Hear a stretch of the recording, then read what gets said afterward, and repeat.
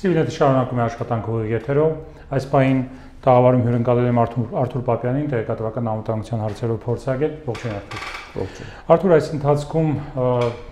ռազմաճակատում պատերազմին զուգահեռ շատ է ակտուալ դարձել տեղեկատվական հարթակում տեղեկատվական պատերազմը, այսպես ասած, եւ ընթացքում տեղի ունեցան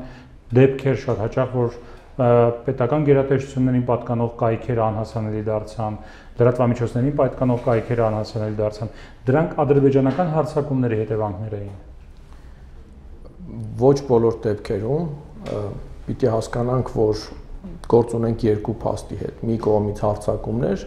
մյուս կողմից մի իրավիճակում, երբ որ ադրբեջանական կողմից բավականին շատ տեղեկատվություն փակ է, նաև մեծ հոսք ունենք դեպի հայաստանյան կայքեր։ Այսինքն այդ թվում այնտեղից։ Այդ թվում այնտեղից, որովհետև փորձում են հասկանալ ինչ է կատարում, նաև նայելով մեր աղբյուրներին եւ մի քանի կայքեր, որոնց հետ ես անմիջականորեն աշխատում եմ, այնտեղ ինձ համար աննախադեպ օրինակ ադրբեջանական տրաֆիկի հոսքեր նկատվեց։ Սակայն այո, պետական կայքերի դեպքում գրեթե միշտ գործ ունենք թիրախավորված հարձակումների դդոսների հետ, նաև բավական ծանր է աշխատում օրինակ Հայաստանյան համահայկական հիմնադրամի կայքը, որտեղ մեծ հոսք կա եւ մեծ հարձակումներ կա կոնկրետ այդ ռեսուրսի ուղղությամբ։ Այնտեղ եւ մեծ հոսք կա եւ մեծ հարձակումներ կան, ճիշտ եմ հասկանում։ Եվ դա սերվերի համար մեծ ծանրաբեռնվածություն է ստեղծում։ Այս օրերին ինչ հիմնական դրսևորումներ է ստանում այդ տեղեկատվական հարձակումները։ Տեսեք, տեղեկատվական տիրույթում հարձակումները։ Տեղեկատվական տիրույթում, եթե օրինակ հուլիսին ադրբեջանական կողմը համակարգված ինչ-որ գործողություններ փորձում անել, այլ կերպ ասած փորձում են լրացնել հայկական աղբյուրները եւ իրենց տեղեկատվությունը նետել, առաջին օրը ամսի 27-ին տարօրինակ կերպով ավելի պակաս էր այդ ակտիվությունը, երեկվանից դա բարձրացավ եւ գործելակերպը նույնն է, այսինքն փորձ է արվում մի կողմից լրացնել հայկական աղբյուրները եւ մյուս կողմից իրենց տեսակետները առաջ մղել եւ հատկանշական է, որ Ադրբեջանում փակվել էին գրեթե բոլոր սոցիալական ցանցերը, բացառությամբ Twitter-ից։ Ինչով է սա կարևոր, որովհետև Twitter-ը ինքը համարվում է լրագրողական եւ հանրային հարթակ, միկրոբլոգային հարթակ եւ բոլոր լրատվամիջոցները դրանց հետևում են եւ նրանք շարունակում են ուշադրություն դարձնել Twitter-ում իրենց գործողություններին, այնտեղ իրենց տեսակետը առաջ մղելու, իսկ մյուս ցանցերում պարզապես աշխատում են խլացնել, նույնիսկ հատուկ հորդորներ էին տարածում, դեռևս ամսի 26-ից 25-ից, որ հնարավորինս քիչ տեղեկատվություն հրապարակել ադրբեջանական զինուժի, տեղաշարժերի եւ նման շարժերի մասին։ Twitter-ի հետ կապված այսօր հայտարարվեց, որ Twitter-ն էլ արգելափակվել Ադրբեջանում։ Դա այդպես է, թե այդպես չէ։ Ես չեմ կարողացել հստակ ստուգել, 1-2 օգտատերեր կան ադրբեջանցի, ովքեր վստահելի աղբյուրի տեր են ծառայում եւ հենց իրենք էին փորձում ճշտել այս տեղեկությունները եւ 100%-ով դժվար է ստանալ, երևի ինչ որ բաներ ամեն դեպքում ինչ-որ խափանումներ ամեն դեպքում կան, անկախ աղբյուրից չեմ կարողացել ստուգել։ Այս ընթացքում եղան նաև հարձակումներ անհատական հաշիվների վրա, ասենք Facebook-ում, տարբեր հարթակներում, եւ փորձում էին տարբեր ձևի ինչ-որ մարդկանց հաշիվների վրա հարձակվելով այդ հաշիվների միջոցով այլ տեղեկատվություններ տարածել, ինչ որ իրենց պետք էր։ Այ ինչպես էր տեղի ունենում այդ հարձակումները եւ անհատական մակարդակում ինչպես պաշտպանվել այդ հարձակումներից։ Տեսեք, նախ պիտի հասկանանք, որ առավել խոցելի են այն մարդիկ, հայ օգտատերները, ում մասին անձնական տվյալներ հայտնվել են հանրային տիրույթում, իսկ այդպիսի տվյալներ բավականին մեծ թվով հայտնվել են արդեն անցած ժամանակաշրջանում եւ հենց ադրբեջանական հակերներն են այդպիսի տեղեկատվություն պարբերաբար հրապարակում եւ ինչու եմ դա նշում, որովհետեւ երբ ձեզ օրինակ զանգում է անծանոթ մեկը ու ասում է բարև ձեզ, ես անծանոթ մեկն եմ, դուք ով եք, այդ ժամանակ կասկածի գործոն մեծանում է, բայց երբ կա տվյալների բազա, որտեղ ձեր անունը, ազգանունը, ձեր անձնագիրը, հասցեն եւ հեռախոսահամարը ձեզ զանգում են, ասում են, չգիտեմ, Արտուր, այ քո անձնագրի սերիան որ կա, էս ԱԱ եսիմ ինչը, մի հատ այսպիսի բան ճշտենք, այդ ժամանակ դուք միանգամից ձեր լեզուն բացում ավելի խոցելի եք դառնում, նույնը իմեյլով եւ այլնով։ Այսինքն այն մարդիկ, ում տվյալները ինչ որ եղել են որևէ արտահոսքում, նրանք պիտի հատկապես գոհ լինեն, երբ իրենց դիմում են անձնավորված ու ինչ-որ բաներ մողում։ Հաջորդ քայլը իհարկե դա թույլ գաղտնաբառերն են, շատ-շատերը հայ օգտատերերի սարսափելի թույլ գաղտնաբառեր ունեն, այսինքն Facebook-ում երևում է, որ ենթադրենք Անահիտի աղջիկը, չգիտեմ, Սիրանույշն է եւ միանգամից ենթադրություն, որ պիտի լինի գաղտնաբառը իր աղջկա անունը եւ նրա ծննդյան տարեթիվը ու դա շատ հեշտ գուշակվող գաղտնաբառ է, հա։ Դրա համար խնդրում եմ հորդորում եմ բոլորին, որպեսզի ունենալ բոլոր տարբեր ցանցերում, տարբեր email-ների մեջ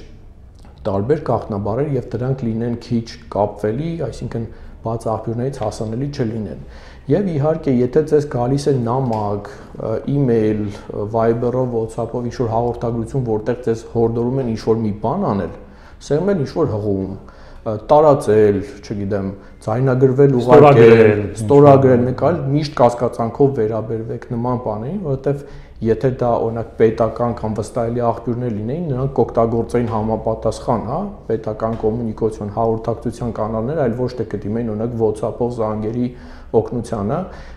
եւ այս առումով նույնիսկ ես եմ այսօր ստացել այդպիսի կեղծ զանգ WhatsApp-ից եւ դա բնական է դրա դեմ պայքարելը բավական դժվար, իհարկե տարբեր տեղերում կան հնարավորություններ, բայց ուղղակի եկեք սովորենք ավելի զգոն լինել։ Իսկ ինչ են ասում զանգում, ինչ են ասում, ինչ-որ անձնական տվյալներ են ճշտում, թե։ Դե կոնկրետ իմ դեպքում զանգողը ինչ-որ դանդաղ ծանր շնչում էր, ես հասկացա, որ մի բան են չի, փորձում էի խոսացնել եւ իմ պատրաստակամությունից նույնիսկ վախեցան, կախեցին, բայց եղել է դեպքեր, որ գոնե ինձ նկարագրել են այդպիսի դեպքեր, որ զանգել են, ինչ-որ շշուկով փորձել են հարցնել, որ այ եթե ուզում եք ձեր երեխայի մասին տեղեկություններ չունեք սահմանին, ինձ անազգանունը տվեք, ես զորամասից ճշտեմ, այսպիսի տեղեկատվություն, սա նույն իմ ասած լոգիկայում է, երբ որ ձեզ փորձում են անծանոթ աղբյուրից եկած կամ հաղորդագրությամբ կամ նույնիսկ ծանոթ, բայց քիչ ծանոթ, հա, ոչ անի։ Երբ վերցնում են նման տեղեկություն, հա, ասում են, անձ ասում է ես չունեմ տեղեկատվություն, տալիս է անհատական տվյալները, անձնական տվյալները, ասելով անազգանուն, ծննդյան թիվ եւ այլ։ Երբ որ հավաքագրում են այդ տվյալները, ինչ են անում դրանք։ Տեսեք, այդ տեղեկատվությունը տարբեր կերպով, տարբեր ձևերի կարելի է օգտագործել եւ նույնիսկ ավելի հասկանալի լինի մեր դիտողին։ Նույնպիսի, օրինակ նույնպիսի տեղեկատվություն, օրինակ մեր Մոնտե Մելքոնյան կիբերբանակը, հա, վերջերս հրապարակեց մոտ 50,000 ադրբեջանցի զինծառայողների մասին տվյալներ, հա, հուլիսյան սրացումների ժամանակ։ Եվ հետեւաբար խնդիրներ կան, չէ՞, տեսեք, զինվորներ են զոհվում, նրանց իդենտիֆիկացնելը դժվար է, հակառակորդ կողմը հերքում է, որ դա իր զինվորներն են եւ այլ, իսկ այսպիսի դեպքում, եթե դուք ունեք անուն, ազգանուն, վարշտի կամ չգիտեմ, գնդի տվյալներ եւ այլն, հնարավորություն է դառնում դա իդենտիֆիկացնել եւ օգտագործել քարոզչական նպատակներով։ Այս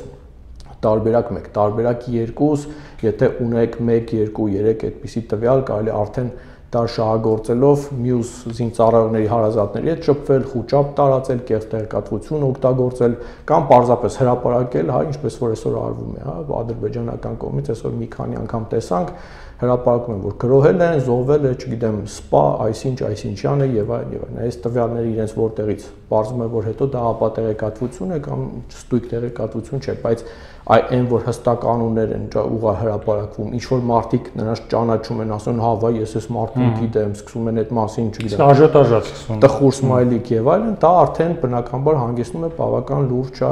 խնդիրների ու կեղծ տեղեկատվության տարածման։ Պետական գերատեսչությունների կայքերը որքանով են պաշտպանված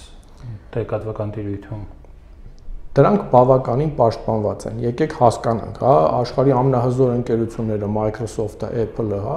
Google-ը չեն կարողանում իրենց հեռախոսները, իրենց Windows-ը այնպես պաշտպանել, որ խոցելի չլինի։ Ամեն ամիս հրապարակվում են խոցելիությունների դեմ պաշտպանություններ։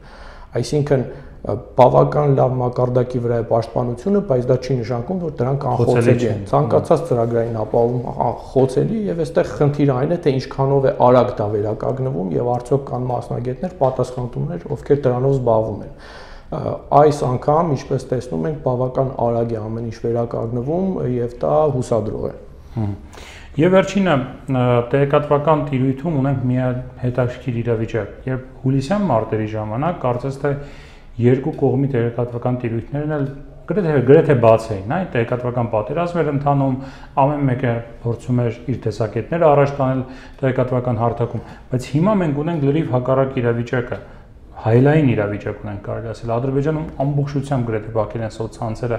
եւ անգամ որոշակի կայքեր են լրատվական փակված, իսկ Հայաստանում ամեն ինչ բաց է այդ առումով, հա, արդյոք